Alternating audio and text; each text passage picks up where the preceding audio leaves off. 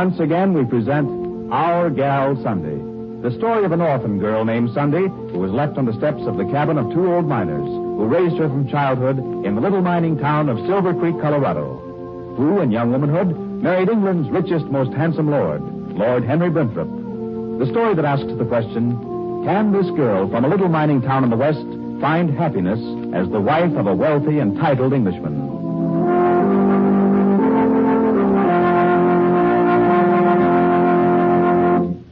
Let me tell you about a remedy that thousands of people now use to get quick relief from the pains caused by headache, neuralgia, and rheumatism.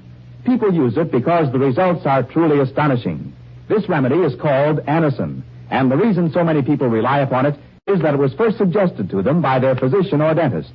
Perhaps you, too, at some time, have been handed an envelope containing Anacin tablets. If you haven't discovered Anacin through this channel, then, by all means, discover it for yourself. For your own sake, to get quick relief, Anacin is certainly worth a trial. Of course, there's a reason why Anacin is so amazingly effective. It is made up of a combination of different medically proved and tested ingredients, not just one. It is like a doctor's prescription that way. For a prescription nearly always calls for a combination of different ingredients. Try Anacin on this basis. If the first few tablets fail to give the quick relief you want, you may return the unused portion and your money will be refunded. So, be prepared next time you suffer from a headache or neuralgic and rheumatic pains. Get a supply of Anacin at any drugstore today and have it on hand. Spelled A-N-A-C-I-N. It comes in tins of 12 and 30 or bottles of 50 and 100 tablets.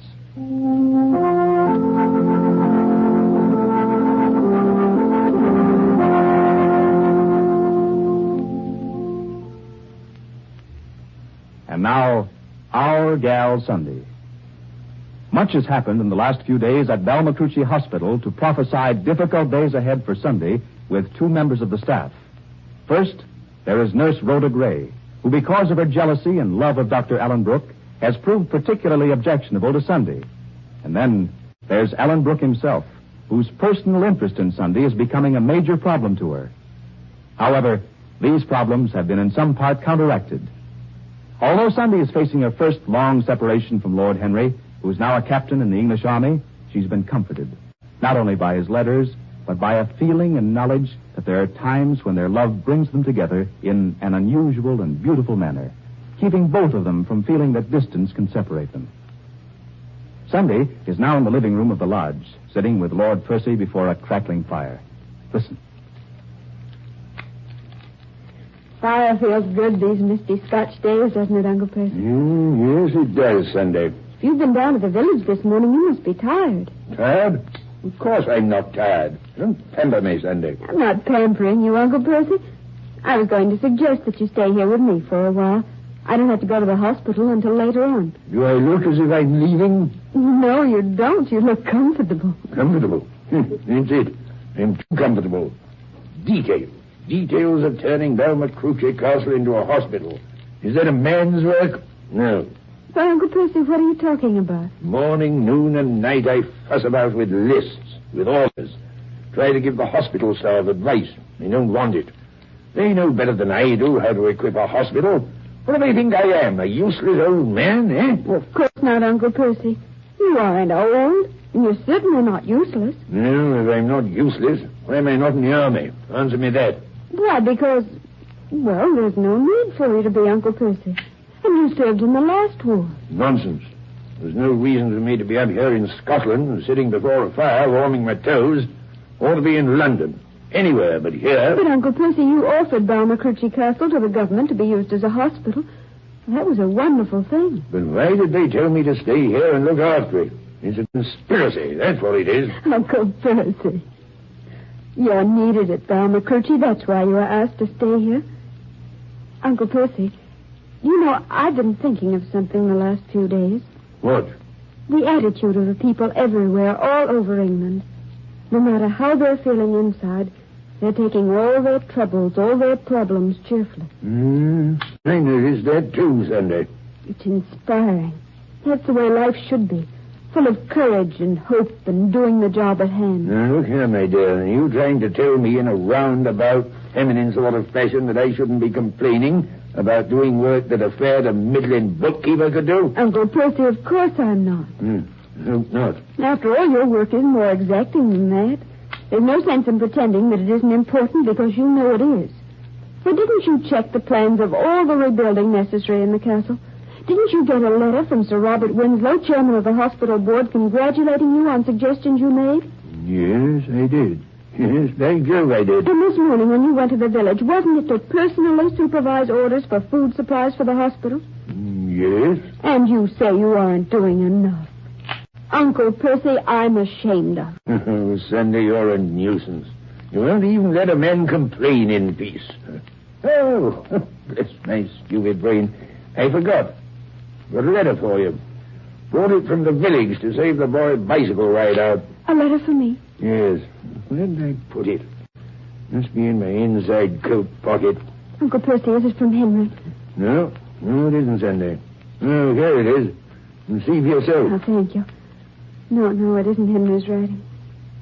Uncle Percy, it's from Arthur. From Henry's brother, Arthur. Oh, it is it? What's he doing, writing to you? Well, I wanted him to write, Uncle Percy. He came to see us before Henry left England. He was in his uniform, waiting for orders. He promised Henry to turn over a new leaf. Well, read it, my dear, read it. What does he have to say? Well, let's see.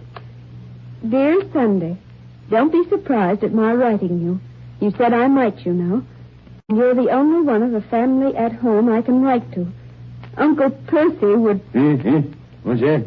Uncle Percy would probably growl himself into a minor fit if he even saw my handwriting. Blasted impertinence. Me growl myself into a fit? What does he mean? Though he might be secretly pleased, because I know jolly well he cares for every one of us very deeply. Even me, the black sheep of the Brintook family. I'll have to write to Arthur myself and ask him what he means. Discussing me in a letter to you. Oh, it's a long letter. Something to tell you. What is it? To. Wait, what's this? Something about Thomas McTaggart. You know, Uncle Percy, Kathy's husband. But that means he may have seen Henry because Thomas is Henry's orderly. Let me see. Uncle Percy, yes, there is something about him. Read it, my dear, read it. Where does it begin? Oh, here. And so then I went to the company canteen. I was outside the door. Yes? I heard voices inside. A voice I vaguely recognized was saying... The captain says to me, he says, Thomas McTaggart, I'm glad to see you, man, and how would you like to be my orderly? And so I looked the captain in the eye, and I says to him, attention, Second Lieutenant. Carry on, men. The captain's orderly here? That would be me, sir. Private McTaggart speaking. Private McTaggart? Thomas? Well, sir, I don't know how you... What? Lieutenant Arthur Brinthrope. Well, I can't believe my eyes, sir. Thomas, it's good to see you again. Aye, well, it's the first time in over 3 years. Yes, it's all of that, Thomas. Is your captain about? Oh, aye, sir, that he is. In his office at this very minute, working on his reports. If you'll come with me... Oh, wait a second, Thomas. There's something I want to ask you about. Let's stand in this hall, shall we? Aye, Lieutenant. Yes, sir. What did you want to say to me, sir? See here, Thomas. I heard in a roundabout way that your second lieutenant is being transferred. Know anything about it? Aye, that's the truth, sir. And I'm wishing this very instant that you were taking his place. It is a great company, sir, and it's a great captain we've got. Are you thinking of joining us? Well, yes, I am. Oh, that's good. And when Captain... Not so fast. I have my own way of doing this, you know. Oh, I'm sorry, sir. I was only thinking that when Captain... Yes, I know. Your captain will have to approve of me first. Oh, but he will, sir. He will. How can he help it when... Where's the captain's room, Thomas? Oh, well, I'll take you there. No, thanks. I'll find it. Down the hall on the left, isn't it? No, it's the third room on the right, Lieutenant. I'll find it. Cheerio, Thomas. Cheerio, sir. No name on the door. Well, here goes. I'll try this one. Come in. Captain, I'm a lieutenant from the... Arthur. Henry. Why, Henry. By Jove, Arthur, this is a surprise. Yes, it is. But I talked with Thomas, and I told him I wanted to see the captain. I had no idea you were captain.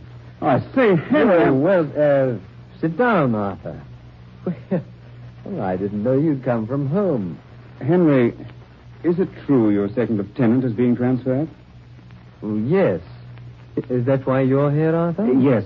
I'd like to take his place. There are some friends of mine in this company, and now that I know that But, Arthur, what does your commanding officer say? If you approve, he'll recommend me for a transfer. Well, Arthur, I don't know. You see... Oh, please, Henry. Please, do this for me.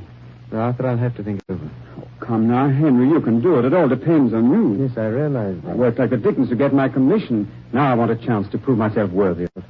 To prove yourself worthy of the course, yes. Now, see here, Henry. I made you a promise before we left England. I promised never to cause you any trouble again. And you said we could be friends. Yes, and I know, Arthur, I know. I am your friend. And I'm your brother, Arthur. You see, that's the point. I want to do what's best for you.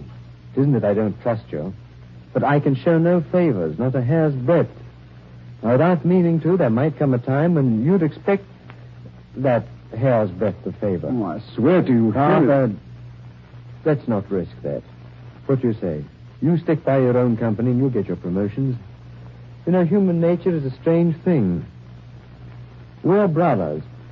A great deal of the misunderstanding between us has been because I'm the older. But we have that same situation here. The time may come when you would resent taking orders from me, orders that, well, you'd accept willingly from someone else. Oh, but at home you offered me another chance. It would mean a lot to me, Henry. Arthur, Very well, Arthur. Oh, Joe, Henry, I'm awfully... I'll be glad to have you in my company, Arthur. But I want you to know that once you're part of it, officially, I can consider you no longer my brother. If there's a job to be done, regardless of what it is, and I have to choose a man from my men, and you're the one chosen, I expect courage from you. The best you have to give. I expect from you as much as I do from myself. So with this understood, I'll recommend your transfer to this company.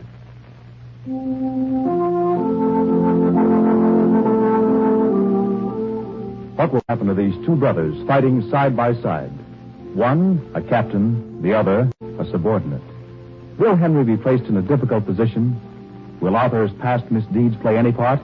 And what of somebody's own situation at Dalmacucci Hospital and Nurse Rhoda Gray's jealousy because of Dr. Ellen Brooks' infatuation for Sunday? What dramatic twist will the personal problem surrounding Sunday take next? Be sure to listen tomorrow to the next episode of Our Gal Sunday. Our Gal Sunday is brought to you by the makers of Anacin, that remarkable way to get quick relief from the pains of headache, neuralgia, or neuritis. The reason Anacin acts so fast is because it is like a doctor's prescription, a combination of medically tested active ingredients. Next time you have a headache or neuralgic pain, try Anacin. You'll be amazed at what it does for you.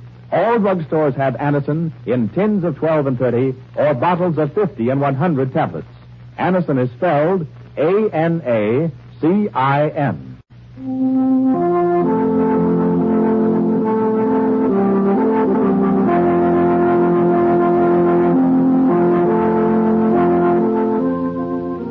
Our Gal Sunday will be on the air at the same time tomorrow, 12:45 p.m. Eastern Daylight Saving Time. Your announcer, James Fleming.